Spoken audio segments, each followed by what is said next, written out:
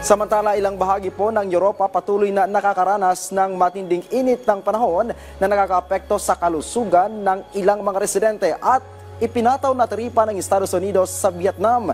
Ibinaba na sa 20%. Si Joy Salamatin sa sentro ng balita. Hindi bababa sa 8 ang naitalang nasawi dahil sa matinding heatwave sa ilang bansa sa Europa. 4 sa mga ito ay naitala sa Spain, habang tig-2 kaso naman ang naitala sa Italy at France. Ayon sa France government, umabot na sa higit 300 ang bilang ng mga isinusugod sa ospital doon, bunsod ng matinding init ng panahon. Naglalaro sa 40 degrees Celsius ang naitalang temperatura, dahilan para magdeklara ng red alert status sa ilang mga syudad sa Italia. Ibinaba na ni US President Donald Trump sa 20% ang ipinataw niyang taripa sa mga produktong inaangkat mula sa Vietnam. Bahagi ito ng kanilang bagong trade agreement.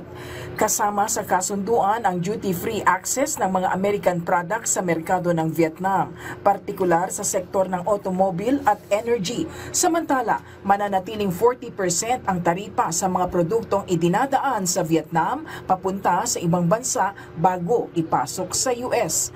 Ayon sa Estados Unidos, layunin nito na bawasan ng trade deficit ng Amerika at protektahan ang lokal na industriya. Sa Britanya, ititigil na ang biyahe ng Royal Train sa 2027. Ayon sa Royal Household, hindi na praktikal ang pagpapanatili ng tren na ginagastusan ng humigit 1.2 million euros kada taon. Papalitan ito ng mas makabago at mas tipid na transportasyon gaya ng 2 bagong helicopter na gumagamit ng sustainable aviation fuel. Itinuturing ang desisyong ito bilang bahagi ng cost-cutting at modernisasyon ng gobyerno ni King Charles III. Mababatid na 156 na taon na nagbigay serbisyo sa royal family ang naturang tren.